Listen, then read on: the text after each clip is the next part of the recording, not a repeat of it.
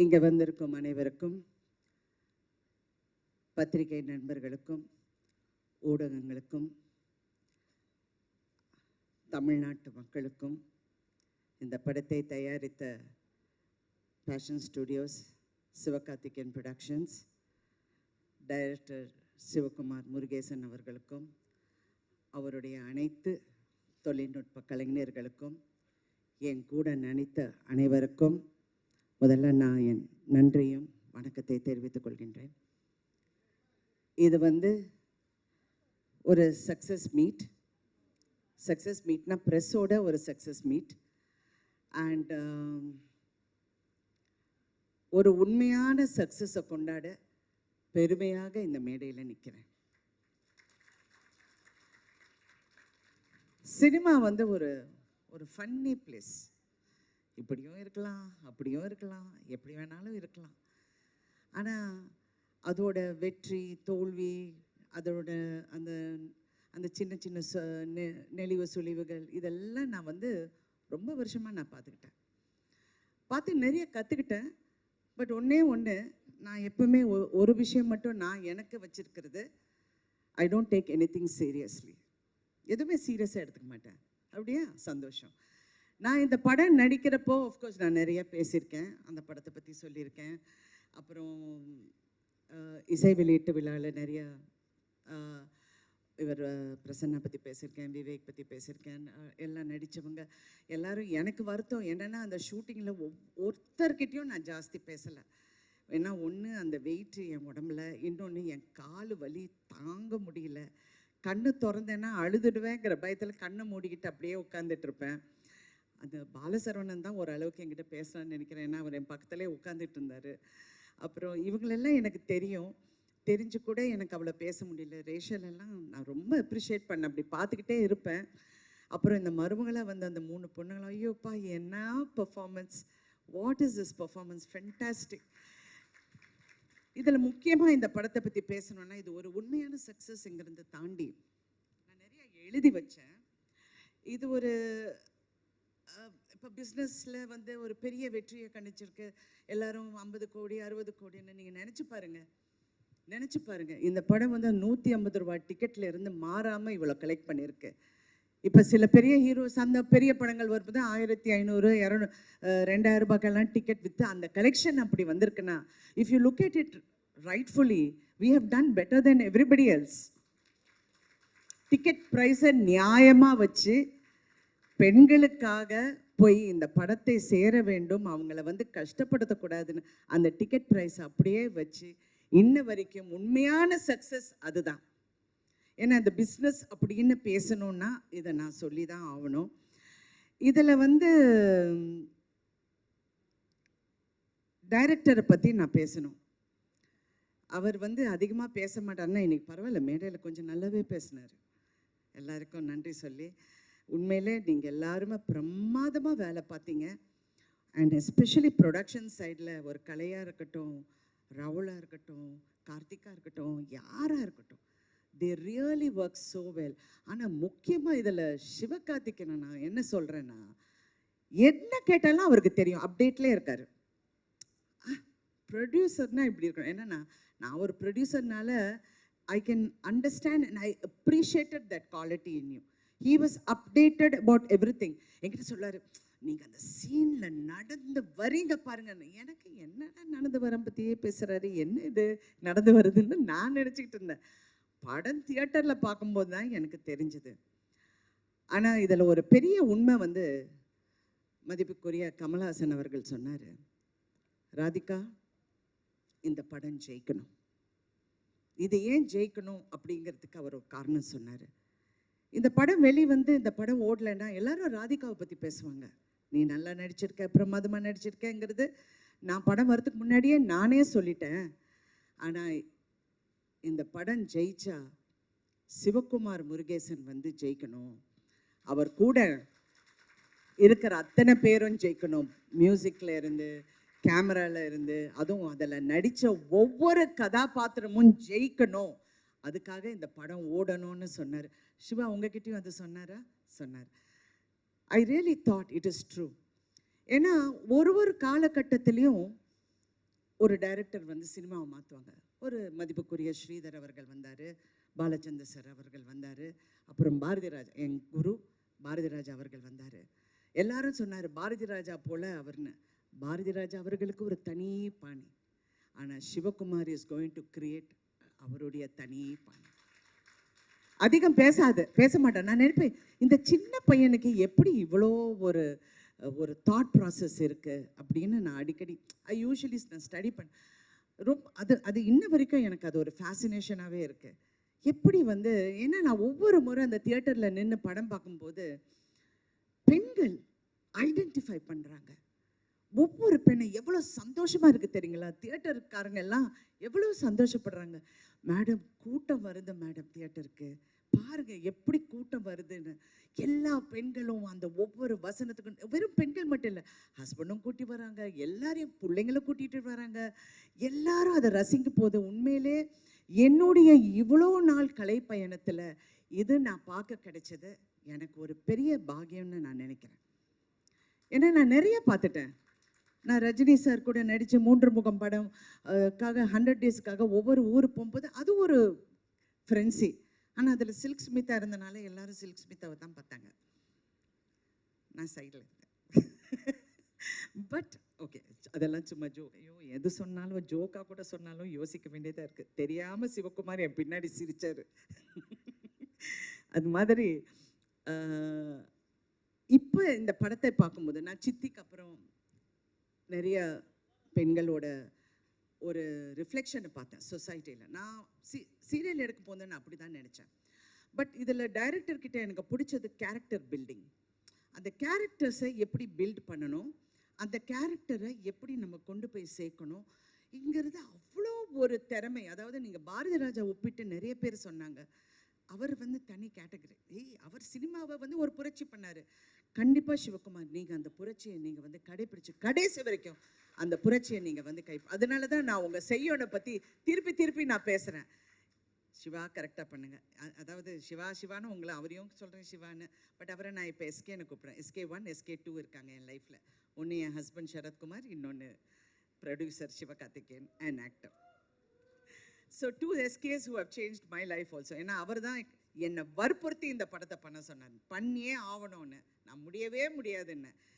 இப்போ உங்களுக்கு தெரியுதா, நேற்றே நான் 6 கதை கேட்டேன். எல்லாமே கிழவி கேரக்டர் வந்து சொன்னாங்க. நான் அப்படியே பார்க்குறேன். அப்புறம் வேற அப்படின்னு முன்னையாவது மதர் கேரக்டர் சொன்னாங்க, இப்போ கிழவி வரைக்கும் போயிட்டாங்க. யோ ஸ்டாப் அப்படின்னு சொல்லி. அதனால உங்களுக்கு அந்த தெலுங்கு பேசுகிறேன், தெலுங்குலேருந்து ஹைதராபாத்தில் ஷூட்டிங்னால ஆட்டோமேட்டிக்.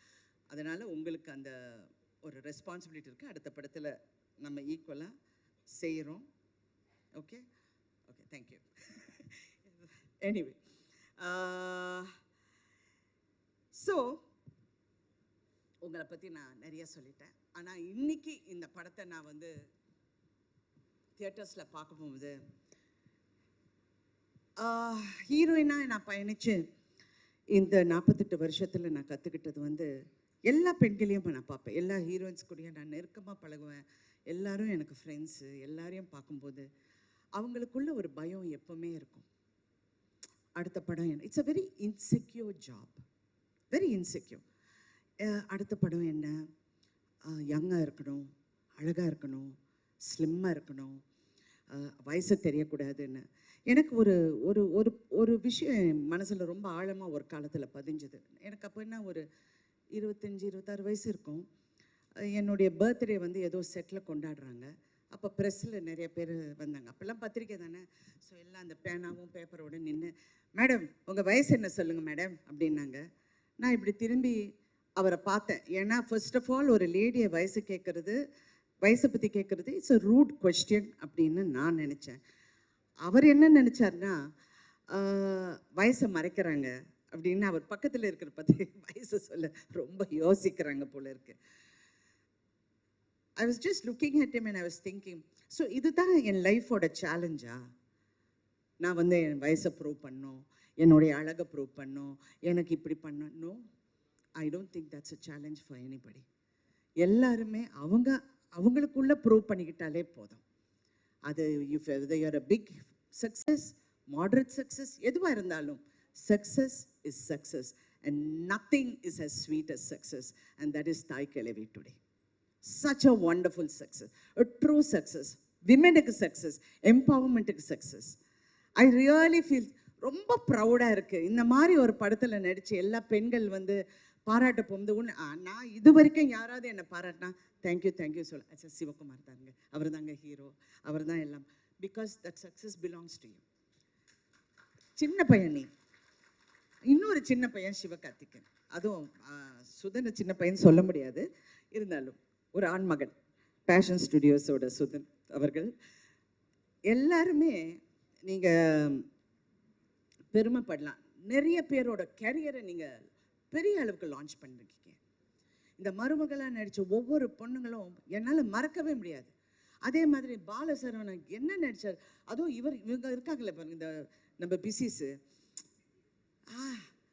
அப்புறம் அந்த கருப்பன், அந்த சாமியார் என்ன கங்களா ரெடிகளரா, அவர் எல்லாருமே இதான் இவர், எல்லாருமே எல்லாருடைய கேரியரையும் நீங்கள் நினச்சி பாருங்கள். This is another face in films.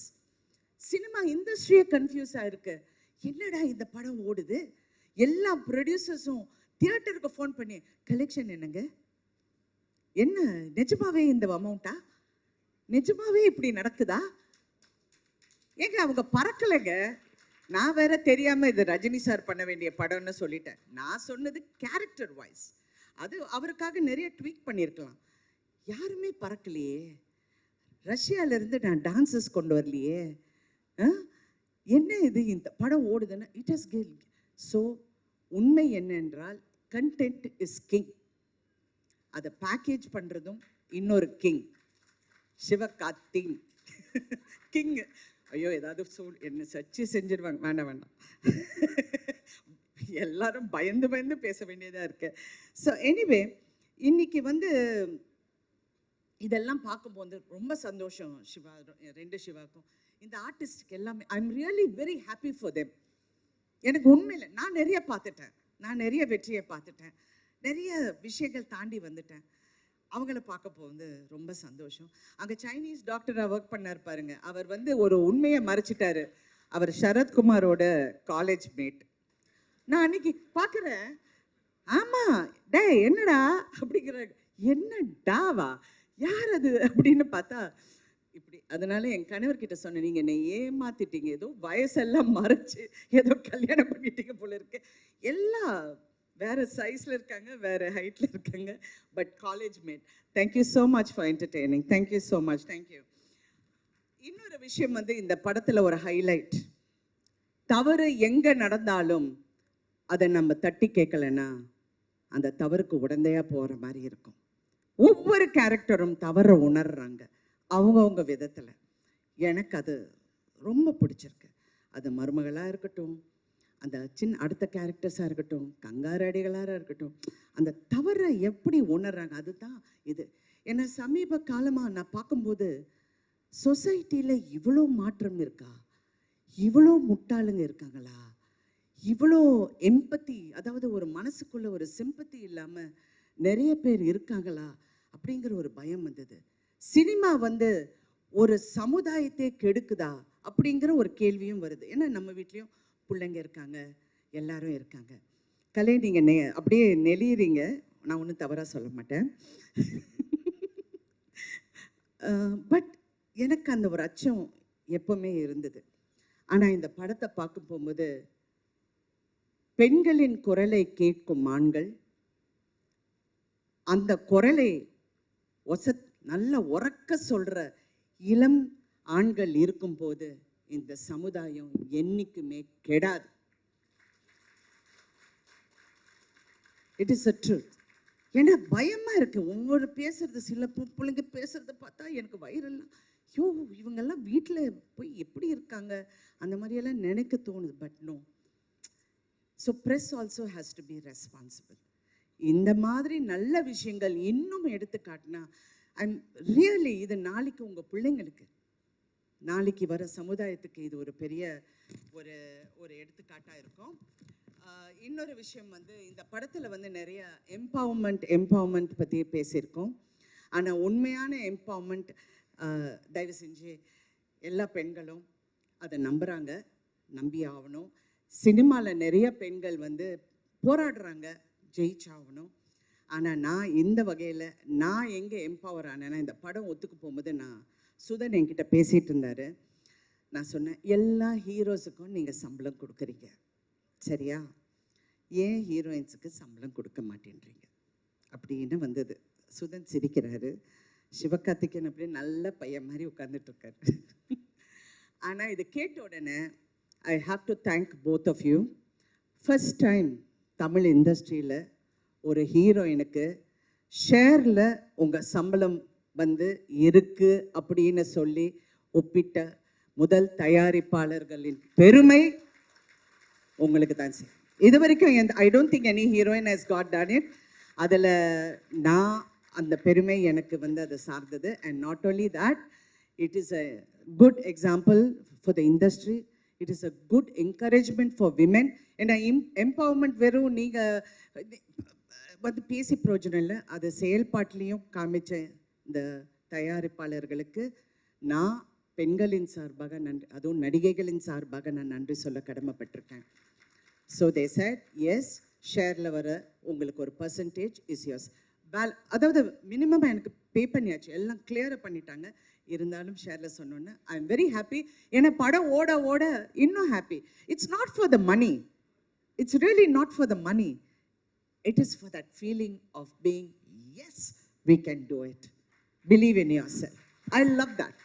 I want that for everyone to go for it, you know, to feel that yes, நம்ம கஷ்டப்பட்டு உழைச்சா அந்த உழைப்புக்கு கண்டிப்பாக வெற்றி இருக்கும். அதுவும் இந்த படம் வெற்றி வந்து இன்னும் அதை ஊக்கப்படுத்துங்கிற இதில் அந்த நம்பிக்கையில் நம்ம எல்லாரும் இருக்கோம். இன்னொன்று, நான் ரொம்ப நேரம் பேசுவேன், பட் இருந்தாக்குள்ள வேண்டாம், கொஞ்சம் கரெக்டாக பண்ணிடுறேன். Thank you so much once again to each and every one. இந்த படத்தில் கான்ட்ரிபியூட் பண்ண எல்லாருக்கும் நான் நன்றி சொல்ல கடமைப்பட்டிருக்கேன். And also I wanted especially to Vivek, I want to tell him, thank you so much Vivek. I know how hard நீங்க work பண்ணீங்க, நீங்க எல்லாரும் ஒர்க் பண்ணீங்க, அவருடைய அசிஸ்டன்ஸ் எல்லாருக்கும். அப்புறம் இந்த படத்தில் நடித்த எல்லா பெண்களும் இங்கே வாங்க மருமகள் எல்லாரும் வாங்க. ஏன்னா this is about women empowerment. I want them to come. வாமா, நீயும் வாமா, நீங்க ரெண்டு பேரும் வாங்க ப்ளீஸ். எல்லாரும் ஸ்டேஜ்க்கு வாங்க ப்ளீஸ். ஆள் எல்லாம் இல்லாதீங்க, வாங்க உட்காருங்க, வாங்க. இவங்க எல்லாருக்கும் விமென் எம்பவர்மெண்ட் என்னங்கிறது காட்டி கொடுத்த உங்க அனைவருக்கும் நான் நன்றி சொல்றேன். பெரிய கைத்தட்டல் கொடுத்துடலாம். நீங்க சொன்னீங்க 2 குழந்தைங்க வச்சுக்கிட்டு என் பொண்டாட்டி வந்து எவ்வளோ கஷ்டப்பட்டாங்கன்னு.